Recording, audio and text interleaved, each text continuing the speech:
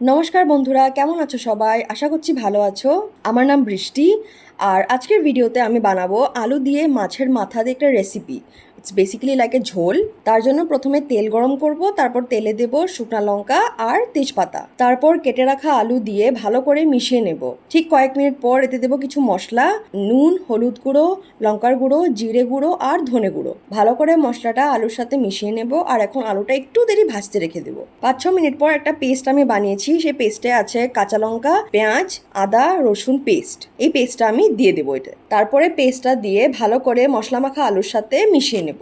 তারপর এটা মাছের মাথা, যেটাকে আমি ভেজে রেখেছিলাম একটু আগে, এটা এখন দিয়ে দেবো। আর দিয়ে একটু ক্রাশ করে দেবো, হালকা যতটা সম্ভব ততটা ক্রাশ করে দেবো, বিকজ পুরাটা পসিবল না। যখন আলু কষে আসবে এখন আমি দিয়ে দেবো এতে জল। পরিমাণ মতো জল দেবেন, যার যেরকম পছন্দ, যার যেভাবে দরকার। জল দিয়ে ভালো করে একবার মিশিয়ে নিব। এখন এটা ফুটবে। ফোটার জন্য আমরা একটু অপেক্ষা করব। ঠিক 5-6 মিনিটে সুন্দর করে ফুটে আসবে। ফুটে আসার পরে জলটা ঠিক নিজের মন মতো রাখবেন। যদি খুব বেশি ঝোল ঝোল খেতে ইচ্ছা তাহলে জলটা একটু বেশি রাখবেন, আর যদি একটু কম ঝোল খেতে ইচ্ছা তাহলে জলটা শুকিয়ে দিবেন, বা প্রথমেই জলটা একটু কম দেবেন। তারপর দেখো ভিডিওতে অলমোস্ট তরকারিটা হয়ে এসছে। এখন আমি দেবো এতে ধনেপাতা। আর ব্যাস, ধনেপাতা দিয়ে মিক্স করে ফেললাম। আলু দিয়ে মাছের মাথা দিয়ে একটা সিম্পল সুন্দর ঝোল রেসিপি তৈরি। আপনারা বানিয়ে দেখুন, আপনারা খেয়ে দেখুন। আশা করছি নিশ্চয়ই ভালো লাগবে।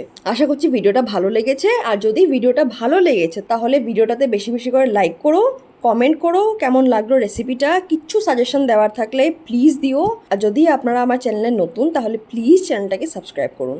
Thank you, bye by.